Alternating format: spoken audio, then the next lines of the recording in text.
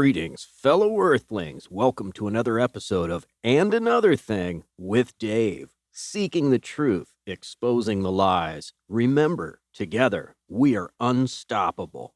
Keep on digging. In this episode, I talk with Travis, also known as Thunder Monkey, on the Stereo app. We discuss the new alliance between China, Russia, and India, and the possible collapse of the dollar. Stay tuned and put on your seatbelt. This is going to be a good one. Super excited for this talk. Me too. Greetings, fellow Earthlings. Good to see everybody. Good to be here. Good to be breathing, and happy to be talking with my friend Travis about what I think is some pretty important stuff. The America has been, whatever. I don't hate this country, but there's a lot of room for improvement, right? So there's some new news down the pipeline. Get to that in a moment. But this country has been in decline basically since the 70s. Wages have stagnated. Corporate profit has gone through the roof. CEO pay has gone through the roof. So we're going to get into all this. But I would like to just introduce ourselves first. My name is Dave Smith, and another thing with Dave. I do a podcast on all podcast platforms in 46 countries now, and we're happy to have you here. Travis? Glad to be with you, Dave. Glad to be with you, Dave. Pretty much everything you'll hear me talk about is how politics is downstream of culture, cultural is down, and unfortunately, the individual is stuck living in an incredibly political world right now. So I break down all those things on my talks here on Stereo. You can find me on Getter, or you can just simply follow me here on Stereo. I'll be branching out to other media forms soon. Glad to be with you, Dave, and doing this talk today. Absolutely. I'm pretty excited for it. And what spurred on the idea for me was I was going down the YouTube rabbit hole and there's this woman, Kim Iverson, that I've been watching on YouTube for quite a while. She was just an independent, had an independent show bringing like news on the real. And then she got picked up by The Hill because obviously she was doing some great work. And now she's on The Hill, so you can check her out there. She's the left-leaning voice, or the voice of reason, on The Hill. They got Ryan Grimm, too, as, like your corporate voice, I guess. But, so I was watching this program, and it was called World Hegemony, a new, World Hegemony. And basically what's going on is China, Russia, and India have announced that they are forming an alliance called the Sides, and they specified that this would be a new world order. Cracked me up that they used George Bush's terminology, but what they're seeking to do is what they've done is form a military and trade alliance, and basically they're not going to be pushed around anymore. They're thinking about, they've negotiated with Saudi Arabia. So Saudi Arabia may soon start selling oil in the yen.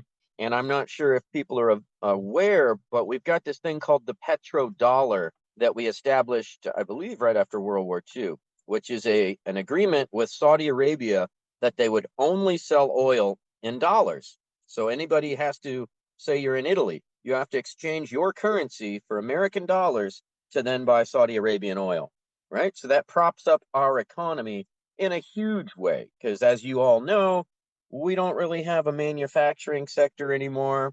We seem to have, low-skilled jobs, service jobs, and then professional jobs. And that middle ground is rapidly disappearing. I also heard that Elon Musk plans to roll out automated cars within 5 years, and that will then eliminate all driving jobs. 50% of non-skilled labor are driving jobs. So we're looking at an absolute sea change. And, I don't want this country to turn into a third world country, at least while I'm in it, but this has been a long time coming, and we haven't done anything to prevent it. So that's kind of a summary of where I stand on it.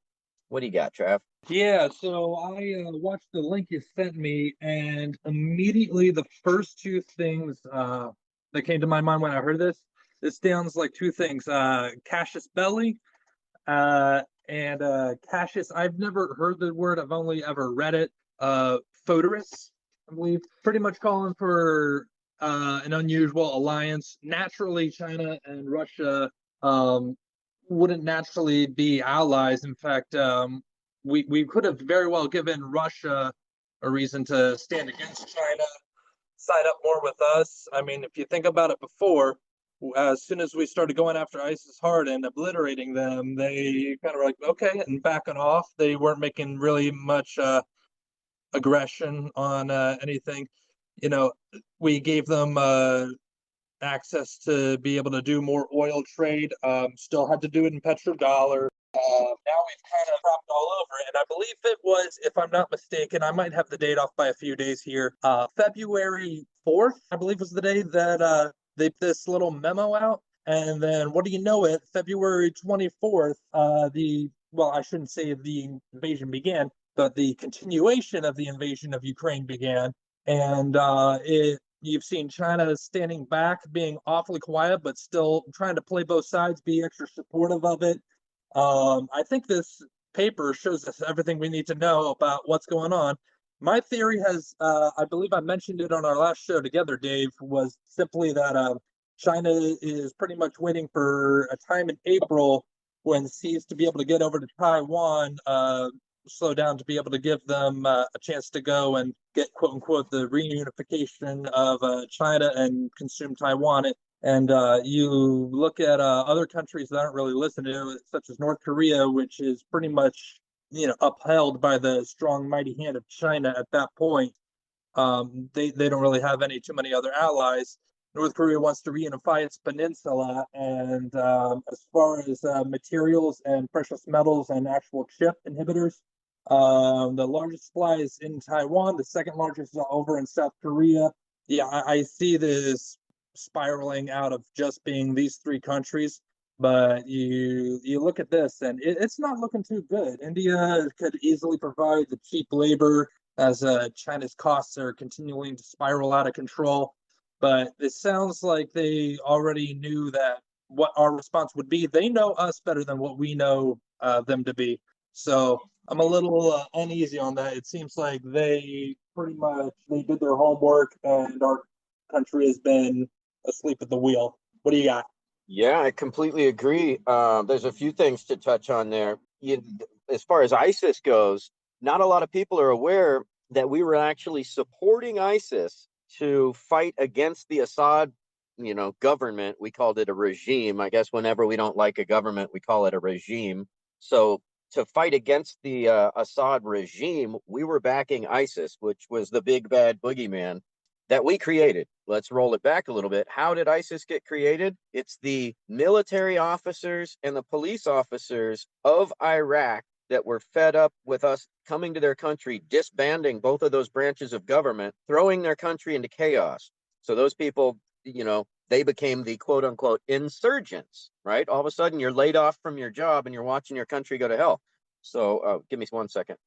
Sorry, I had to cough right there. But so that's the basis of ISIS. Now, how did it blow up like it did? Well, when we left Iraq, we literally left all of our weapons and vehicles there with the keys in them. What could go wrong, right? The official military explanation for that was that, oh, well, it's going to cost too much to ship them home. We have no problem paying to ship them there, right? But we don't want to ship them home. Okay, so following that logic, if that is the train of thought, why wouldn't you put them all in one massive pile and drop a bomb on them, eliminating the possibility for anybody to utilize those vehicles and weapons? If you remember, all the footage we were seeing on TV was ISIS in these like brand new military Toyota pickup trucks and stuff, and with U.S. hard, heavy duty military equipment. I mean, we left, howitzers or whatever, these giant giant military weapons and guns, and it's just unbelievable. And then the thing you were talking on about the alliance, yeah, it is. It's going to include all of Indochina, Indonesia. The China's working on, what is it, the Beltran Initiative or whatever. They're basically rebuilding Silk Road and building massive high-speed rail systems throughout that region to transport goods and services. So in the back of my mind, I'm thinking, oh, well, we're probably going to go bomb those and make them unusable. And then touching on the labor aspect, that China has announced that they're planning on getting labor from Africa. So I think India, they're planning on helping bring India up and then looking to Africa for cheap labor for all of those countries. Yeah, I think that's definitely a case we should be looking at, and it's you pretty much the way the West has been fighting a lot of wars is by going and destabilizing other countries, by supporting uprising rebellions, whether they already be ones that are there or planting and making our own there and handing it off as somebody else's. I mean, that's basically how Al Qaeda got started. That's how ISIS got started. And if you look over in Ukraine, um, I got to be really careful. It's a shame that I have to be this careful on how I approach this. So I'm going to gingerly dance around the word without saying it. But thank you, Dave. Pretty much the U.S. There's confirmation that we've been supporting certain groups that would identify themselves as much more right-leaning, certain socialist nationalists might be described as the word starts with an N. I'll let you all figure that out, but I know Stereo's a little band happy as soon as you even so much as mention the word, even if it's in an appropriate context. But so you look at that, that's probably where we're going to get bitten our rear end in about 40 to 60 years down the road here, now that we've been arming them. And you look at what Zelensky, I believe is how you say his last name, is president of Ukraine. First off, big Second Amendment guy. I believe everyone has the right to defend themselves against self-defense and against the attack of their own nation. That's why I personally stand on it. So they were a little late to the game in dishing out weapons, but they literally were giving it out to anyone. You could walk up and go and just, they would say, yep, here's a rifle, find out exactly what you want. But they have a lot of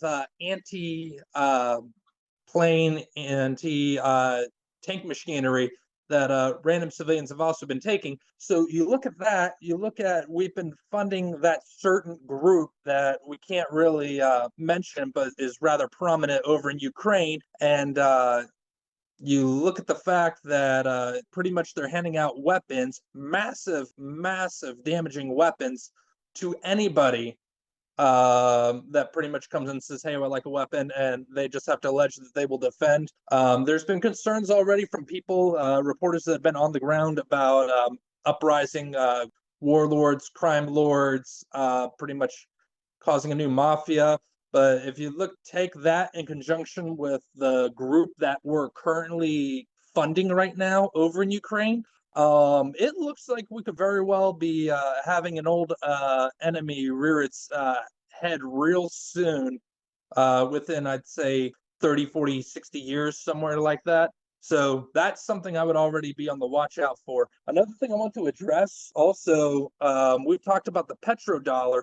It looks like how we have here in the description, a 1-2 heavy punch to the petrodollar and the global American empire.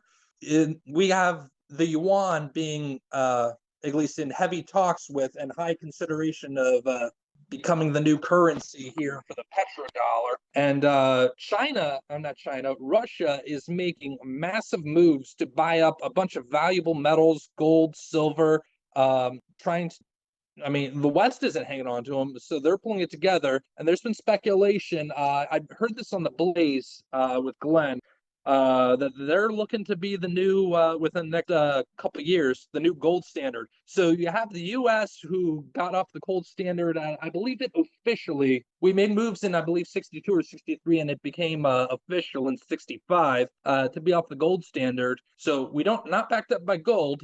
We were backed up by oil up until about a few months ago, or I should say about a year ago, and now we literally have nothing. Our allies and our enemies alike will be going to have one of two currencies, either the ruble or the yuan.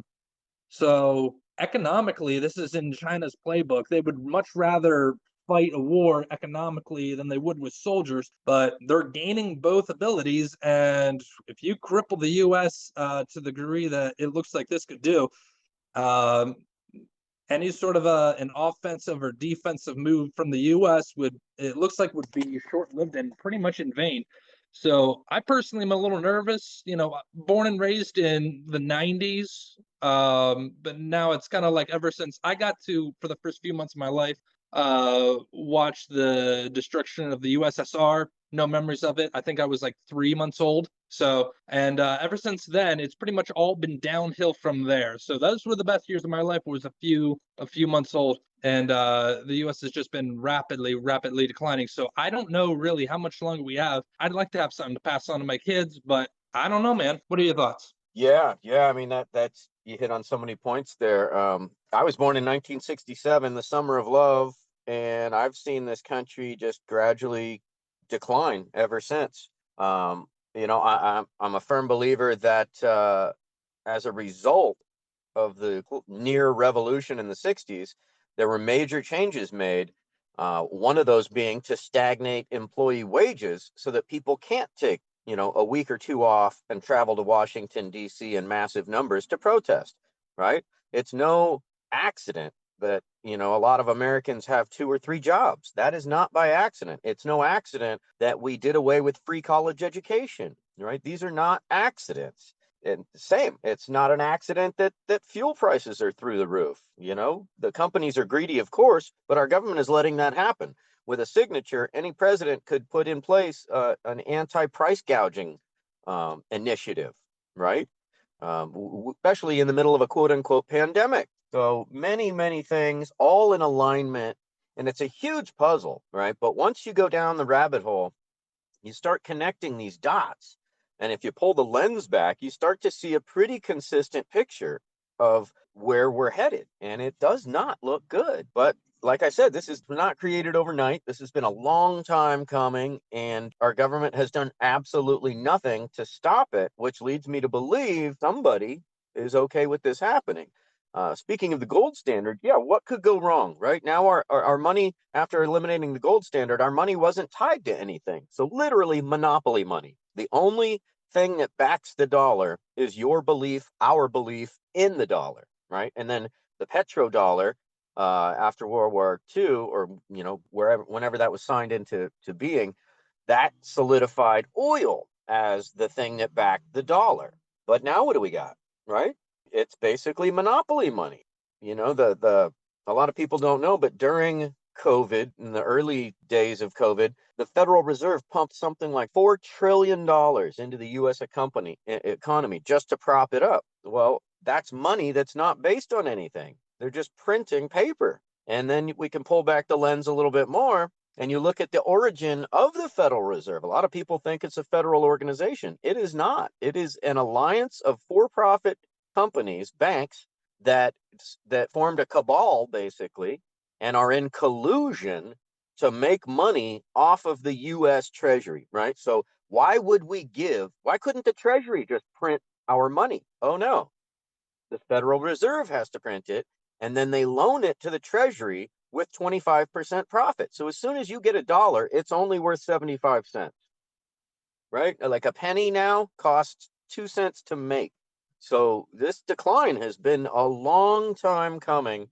And like I said, nobody's A, talking about this in the government, and B, doing anything about it.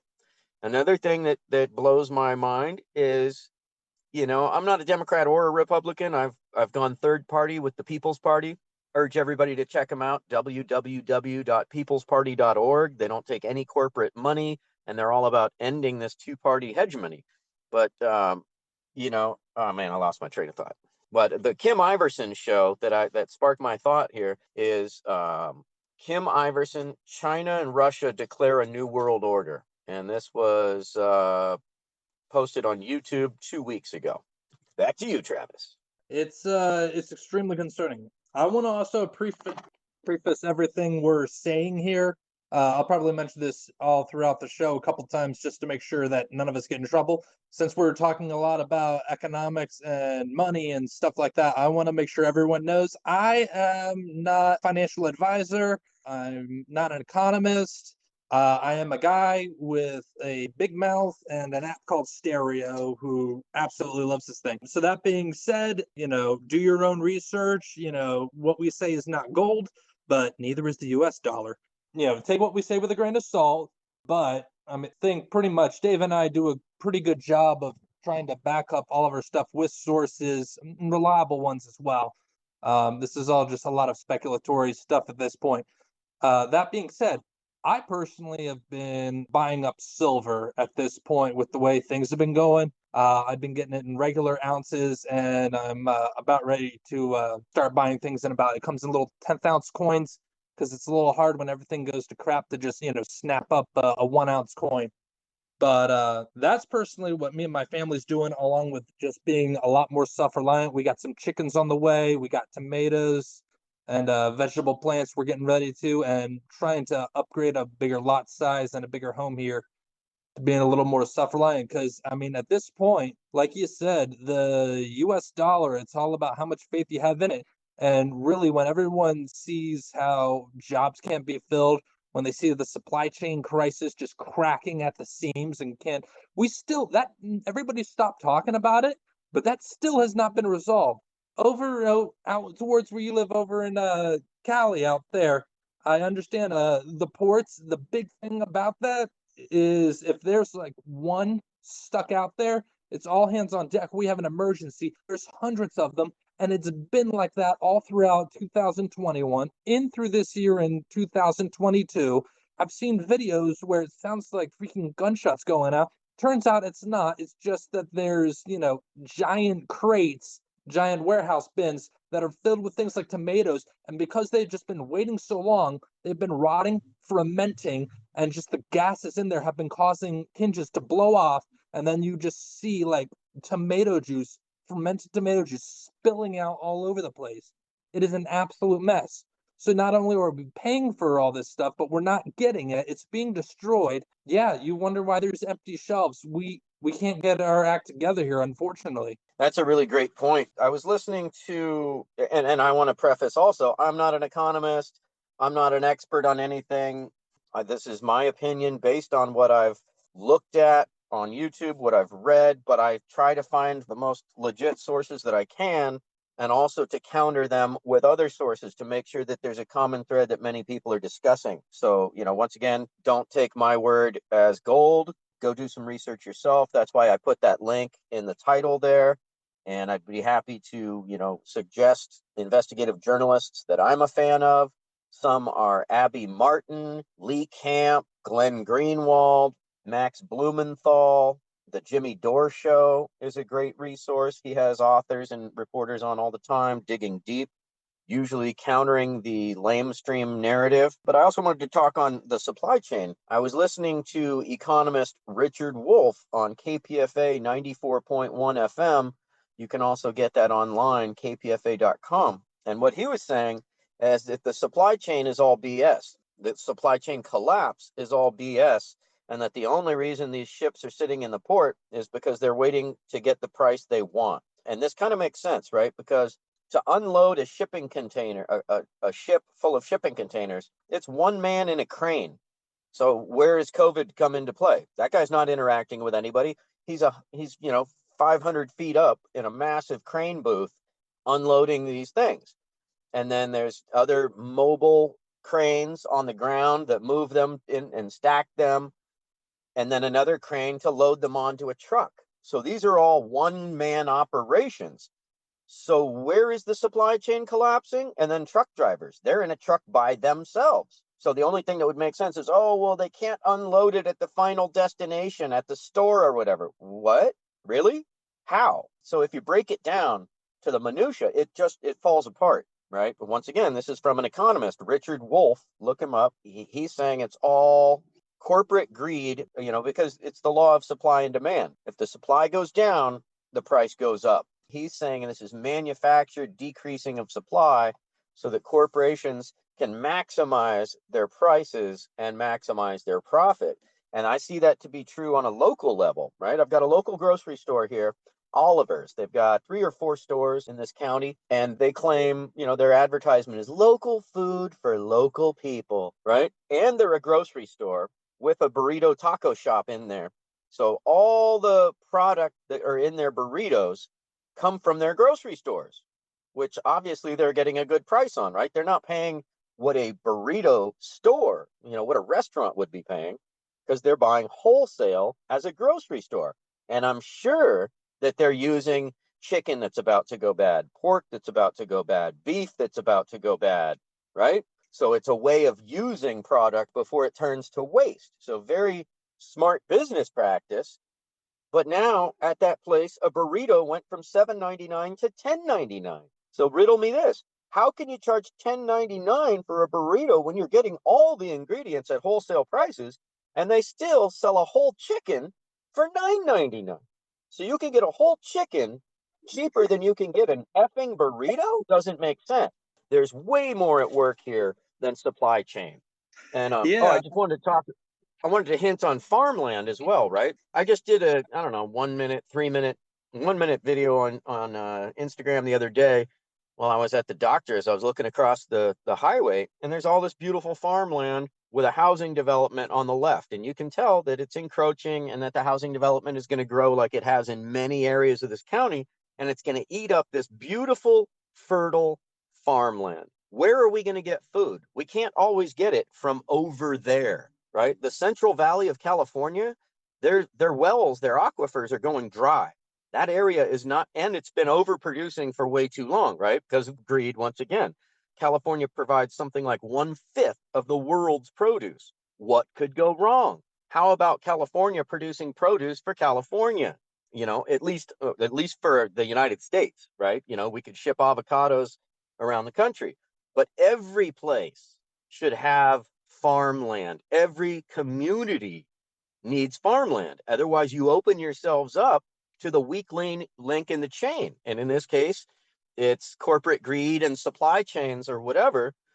So, if we're relying on our oranges to come from Brazil, rice to come from China, eventually we're giving those people all of our power. Like, for example, if China wanted to, with one decision, a signing order or whatever, however they do it over there, an executive signing order, could cease all exports to the United States, how many stores would close down instantly? Walmart, you name it. Like, everything here is made in China now. Literally, they could shut us down without even having to fire a single shot.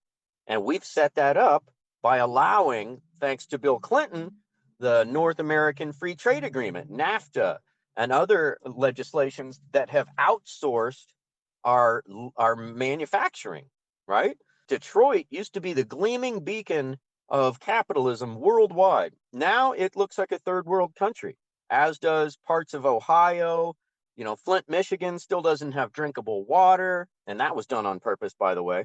They only saved $200,000, and now they created a problem that's going to cost billions to resolve, because they're going to have to replace the piping in a whole city. So what could go wrong? Oh my God.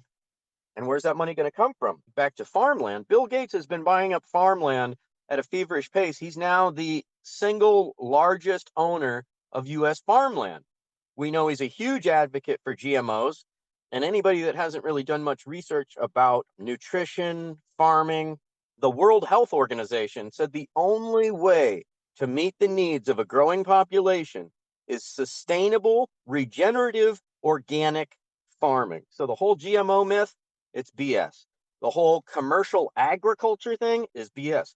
I also watched a documentary called Dirt. Highly suggest that to everybody. What that discusses is that on average, the earth only has 4 inches of topsoil. All life on earth is based on topsoil. Topsoil provides us with life, right? Without that, you can't grow anything, and there is no life. There's a little bit of life in a desert, but you're not going to see trees and the diversity of flora and fauna. This is a huge problem. And like I said before, this shouldn't happen overnight. And all these things are happening in concert, right? Thank you for tuning in to another episode of And Another Thing with Dave. If you're digging what I'm doing, picking up what I'm throwing down, please do share with friends and on social media. Until next time, keep on digging for the truth.